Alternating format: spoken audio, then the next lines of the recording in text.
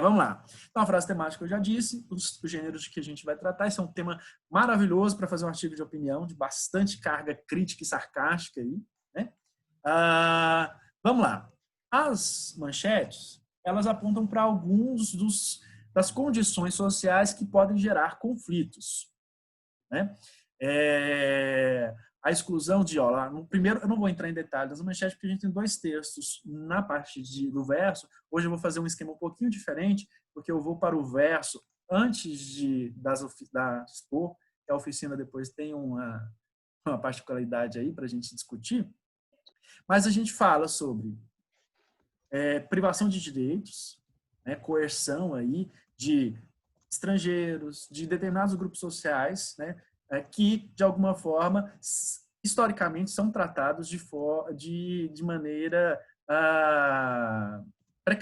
precarizada, né, de maneira vulnerabilizada. Grupos que, às vezes, estão no espaço social, né, que não são inseridos no corpo social que detém acesso aos direitos, usufruto dos direitos. E aí nós temos aqueles problemas históricos, né, que estão aí encarregados da nossa cultura. Cultura, de uma forma generalizada, genérica, ocidental, mas aí a gente pode pensar na realidade do Brasil. Hoje mais cedo eu estava conversando com o Enzo Carraro, não sei se o Enzo está por aí, e ele indicou algo que a gente pode até ponderar, né? Porque hoje, recentemente, nós temos vários protestos aí, concentrados inicialmente nos Estados Unidos, mas agora tem gerado repercussões pelo mundo inteiro, contra o segundo tema lá, que é a questão do racismo, né?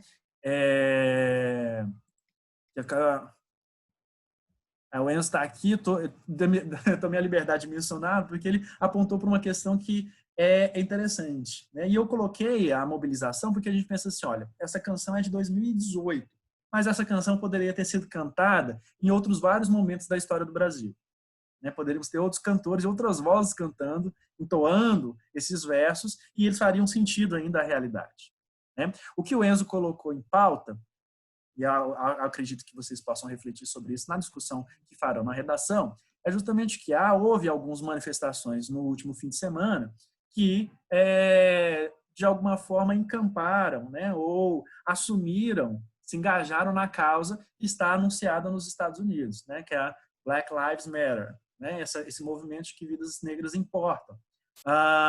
E o que o Enzo colocou em questão é justamente, será que faz sentido nós nos envolvermos num protesto, uma mobilização, um questionamento que é de outro país, de outra realidade, quando, na nossa realidade, existem várias condições que deveriam ser, de fato, questionadas por nós? Por que a gente não se mobiliza para questionar essas condições, né, antes de nos prontificarmos a entrar na demanda de outro país? Com certeza, como o Enzo até comentou mais cedo, o nosso país é aquele que padece com questões de privação de direitos decorrentes da desigualdade socioeconômica de forma mais evidente na realidade, né? Pela diversidade que nós temos no nosso povo, diversidade regional, diversidade cultural, geográfica, intra-urbana também, no interior das cidades, a gente consegue ver essa distribuição de forma muito discrepante, né? Os abismos sociais se anunciam, né? se evidenciam na realidade. Por que a gente não se indigna diante desses problemas? Porque a gente, antes de nos indignar com os problemas que afetam lá a população negra estadunidense, nós temos que nos indignar com os casos de racismo que acontecem na nossa cidade, né? Que é o racismo estrutural, o racismo institucional, que afeta e priva, né? Porque o estrutural é aquele que está, a gente pode dizer, fazer essa reflexão, né? O estrutural ele constitui a espinha dorsal da sociedade, como aconteceu no Brasil, que foi o último a abolir a escravidão. Então, assim, é muito recente a abolição da escravidão, que não foi uma abolição formal, ela não foi uma abolição efetiva, em que o Estado se preocupou em oferecer condições para aquela população que repentinamente estava livre, né? O Estado não se articulou com políticas públicas, que também não fazia muito sentido, porque nós tínhamos ali uma pré-república, né? Estávamos nos momentos de antecedência da República, E aí a República também se estabeleceu de uma forma um pouco autoritária, né, sem a participação popular. Né, a gente pensa assim, a república que não é pública, né, que não é coisa pública, é coisa de um determinado grupo político que resolve ascender ao poder para manter o seu status, né, o seu status social, se manter a sua posição na hierarquia social, né? E aí há 3 manchetes que se referem aos movimentos recentes aí, né? E nós temos a questão lá do George Floyd, né, nos Estados Unidos, que foi assassinado por um policial, que não vai ser o primeiro, e provavelmente, não estou sendo fatalista, nem negligenciando a condição, não será o último, porque essa situação ela persiste, porque, como dizemos, é um racismo estrutural, que interfere nas instituições. Então, as instituições também são contaminadas por esse racismo. Né? Lá nos QR Codes, as dicas, tem uma reportagem de uma professora que desde a década de 60, desde a morte de Martin Luther King, ela tem tentado ensinar sobre racismo nos Estados Unidos. E ela faz uma experiência muito positiva. Eu posso fazer com vocês também. Né? Agora não vou dar para ver todos, porque só a Ana Beatriz está com a câmera aberta. Mas ela faz uma indagação. Quais de vocês gostariam, né, de estar na condição que se encontram os negros nos Estados Unidos, ou os negros na sociedade? Quais de vocês? Quem quiser estar nessa condição, por favor, se levante. Quantos de vocês se levantariam diante dessa pergunta? Sim, gostariam de estar na condição que estão os negros? E aí, pela reação que ela sempre, normalmente, ela observa, que ninguém se levanta, então significa o quê? Que todos sabem qual é a situação, porque se todos se negam a se oferecer a essa condição, significa que eles sabem que não é positivo, e causa algum constrangimento ou alguma privação. Se a gente tem ciência, por que a gente não age para mudar? Se a gente sabe que pessoas como nós estão sendo afetadas de forma extremamente ofensiva, violenta, incômoda, constrangedora, nós não nos mobilizamos para intervir nessa realidade. E aí essa é a discussão que essa professora faz, que está lá, não lembro o nome dela agora, porque com os nomes vocês já estão aqui há quase 2 meses, há mais de 2 meses comigo nessas aulas à distância, sabe que os nomes não são muito meu forte.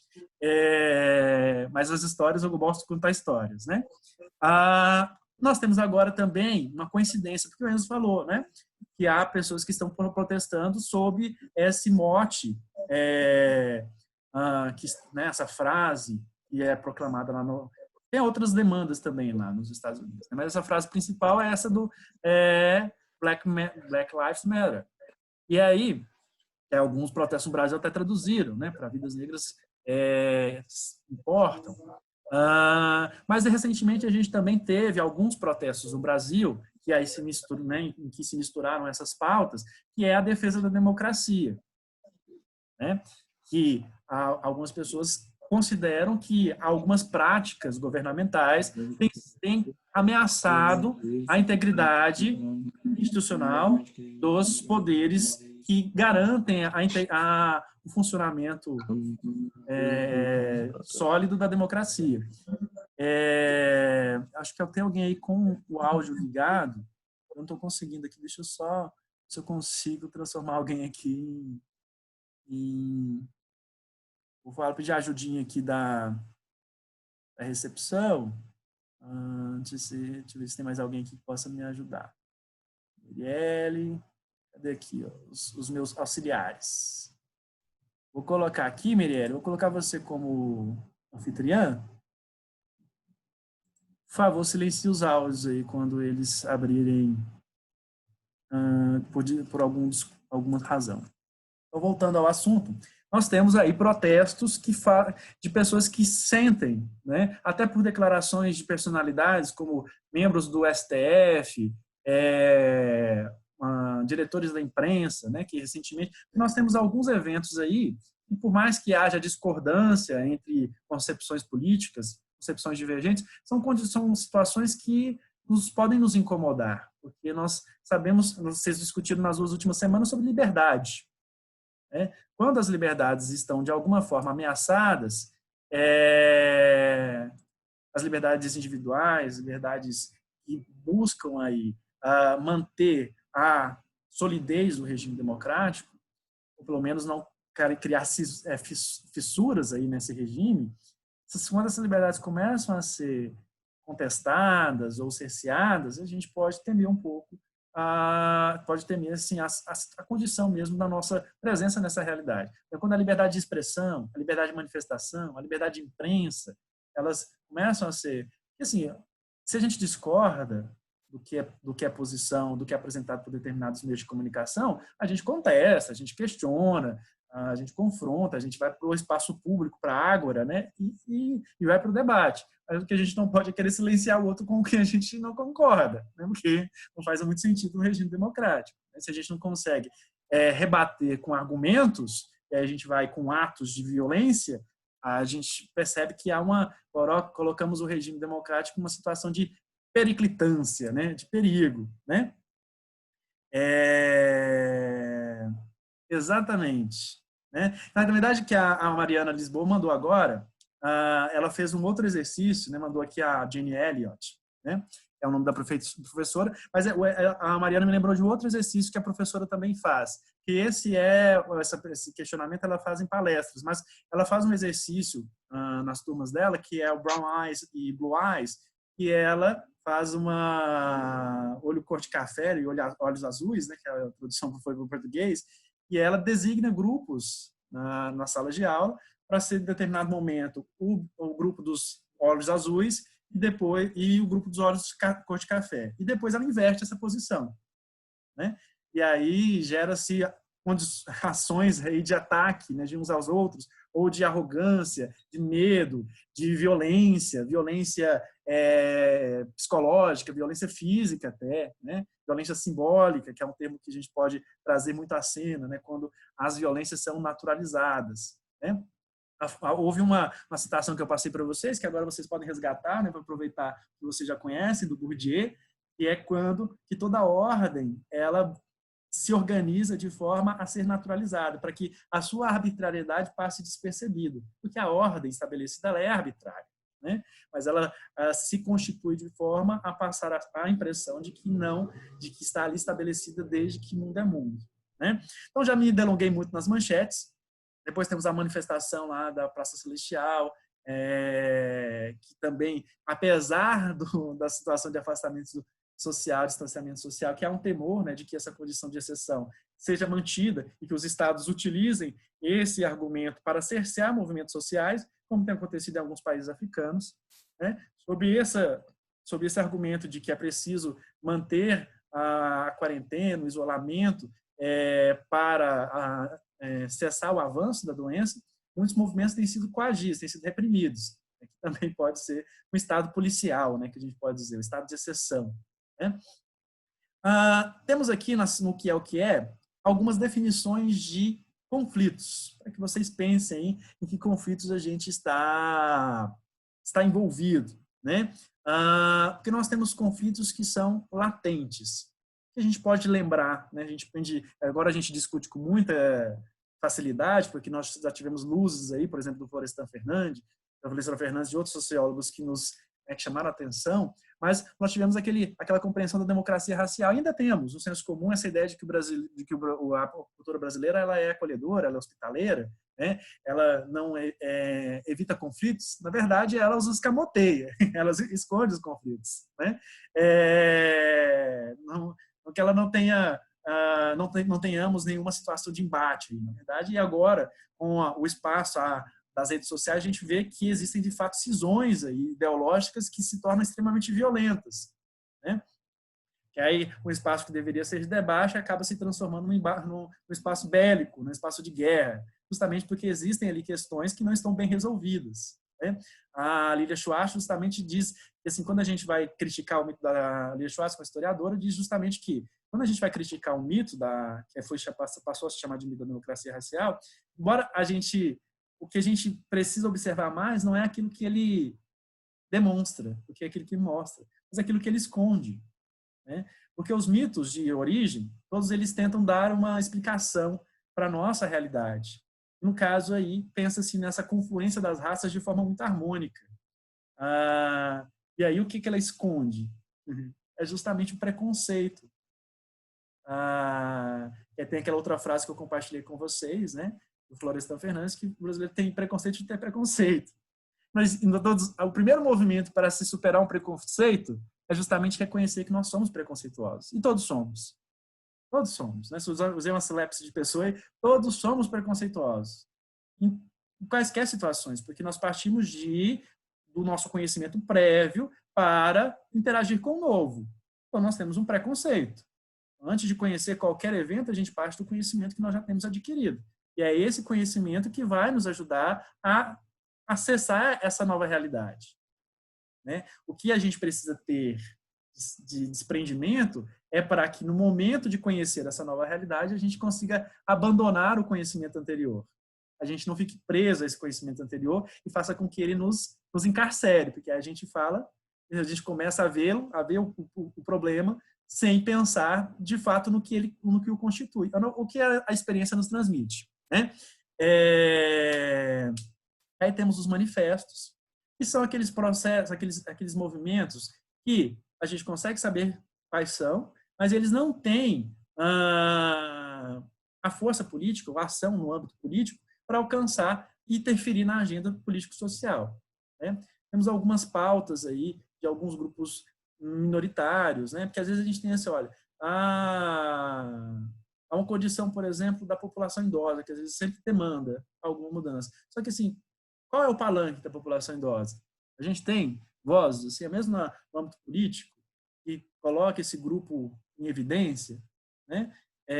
Talvez agora com a pandemia a gente tenha se preocupado mais com essas pessoas mais velhas, né? Mas se a gente pensar, porque a gente pensa muito nos nossos avós, né? Naqueles que talvez tenham alguma condição, mas a gente pensa na população idosa que está excluída, que está negligenciada, que está abandonada, e que não tem condições alguma. Aí não tem o aporte do Estado, porque às vezes a aposentadoria ou a pensão que eles recebem não é suficiente para arcar com todos os custos que eles necessitam, né? Temos os explícitos, né? Que aí chegam à condição de interferir na pauta política. Vocês devem se lembrar, né, dos protestos dos secundaristas que invadiram as escolas, né, sobretudo começou em São Paulo, né, quando o governo do estado resolveu reorganizar o sistema de ensino educacional sem consultar a comunidade escolar, que é uma medida extremamente autoritária. Então, vou extinguir essa escola aqui, mas eu não converso nem com os pais, nem com alunos, nem com professores, nem com ninguém. Eu simplesmente quero reorganizar e vou fazer isso como eu acho, como se eu estivesse jogando War, ou jogando um jogo de tabuleiro de reposicionar as pecinhas. Vamos colocar aqui, vamos colocar ali, colocar assim. E não são pessoas, né, cujas vidas estão sendo afetadas. Né? E aí lá chegou o ponto, né, de você... Só que naquele momento ainda, por serem adolescentes, jovens, ainda teve um cuidado aí. Apesar de que em alguns contextos a polícia ainda agiu com violência contra adolescentes. Né? Aí nós temos o caso dos extremos, que é quando a gente vai para aquelas manifestações que, de fato, geram um embate, né? Que aí interferem na integridade física daqueles que estão lá em conflito.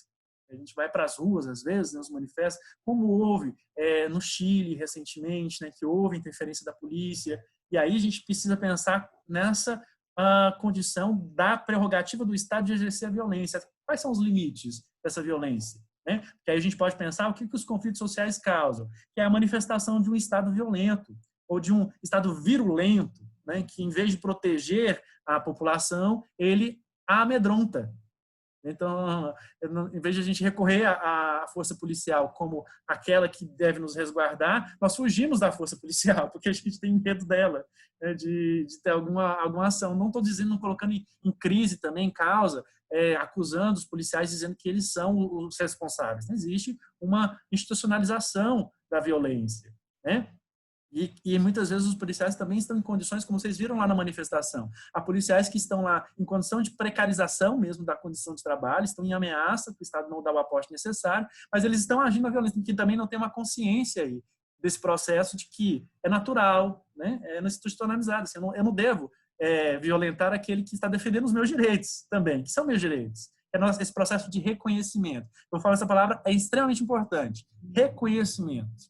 né, de empatia, né, porque é um processo de reconhecimento. E a gente vai falar de um teórico no verso da proposta, que é o Axel Honneth, um teórico que faz parte da terceira geração da Escola de Frankfurt, fala justamente que tem um livro que tem um título belíssimo, que se chama Luta por Reconhecimento Social, a gramática dos conflitos, luta por reconhecimento, a gramática dos conflitos sociais, em que ele vai dizer que os grupos sociais, todos esses que se manifestam,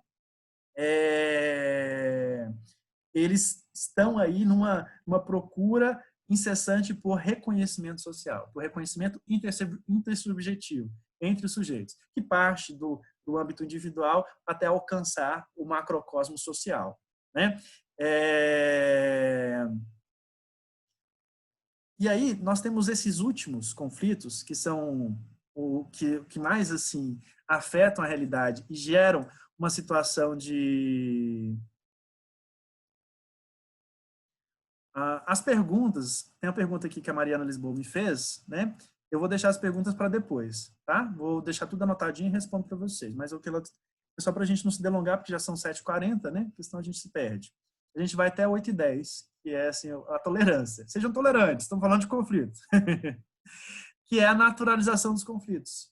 Esse é um ponto que vocês podem trazer, discutir com muita clareza. Porque, assim, olha, quando existe uma convulsão social, como aconteceu nos Estados Unidos, como aconteceu no Chile, é porque nós temos um processo aí de escamoteamento, né, das realidades, e quando a mídia não trata das questões diretamente, trata de forma superficial, quando a resolução dos problemas não vai para a pauta governamental de forma efetiva, né, porque as políticas públicas, as políticas afirmativas, por exemplo, elas, a princípio, surgiram como as políticas de cotas, as cotas tanto em vagas de concursos para pessoas com deficiência, ou as cotas dos postos das casas legislativas, né? Ou outras medidas, elas são, a princípio, paliativas. Né? Elas são ali para você minimizar os efeitos do problema, mas elas não solucionam o problema. Né? Porque se a gente trata de uma questão que é estrutural da cultura, a gente precisa intervir nessa. Aí a gente, vamos lá trazer o ensino de conteúdos da cultura afrodescendente, da cultura de matriz africana. Quantos de vocês já estudaram de fato essa cultura e buscaram uma valorização dessa cultura? Né? E saber que ela faz parte da nossa história, ela faz parte de nós. Não ver como uma coisa alienígena. Agora a gente vai vamos nos vestir com roupas coloridas e vamos dançar alguma coisa que se transforma aquele elemento cultural em algo exótico, né? Algo que é fora de nós. Mas o que a gente precisa justamente é perceber que ela faz parte de nós. Né? Até mesmo saber que o racismo faz parte de nós. Como naquele, que vocês podem voltar lá, aquele texto 520 anos de Brasil, e fala lá aquela citação do Darcy Ribeiro, que a gente tem tanto do conquistado quanto do conquistador, só que a gente tem essa empáfia de sermos os europeus. Somos os colonizadores, né? E agora há muitas questões que são colocadas em pauta e até mesmo nos heróis que são anunciados, né? Que são erguidos na nossa sociedade, que a gente não problematiza, que aí faz parte dessa naturalização do conflito, né? Quando a gente, por exemplo, aqui em Goiânia, nós temos lá o Bandeirante, né? No pedestal lá no cruzamento de duas principais avenidas de Goiânia, né? A Anguera com a Goiás tem lá o Bandeirante. E a gente pensa no que esse Bandeirante fez, nos atos hediondos que ele fez contra a população indígena aqui no Brasil, então a gente está cultuando uma pessoa que matou várias pessoas. Claro que assim, eu não vou derrubar, porque ele tem um significado histórico. Eu não estou falando que assim, agora vocês vão sair da casa de vocês e vão botar fogo no Bandeirante, não é isso. Como tem acontecido em alguns países. Eu também acho que não faz sentido porque tem valor histórico. Né? Tem uma razão de ser. O que a gente precisa entender é justamente a razão de ser desse obelisco, né? Desse pedestal ali. Né?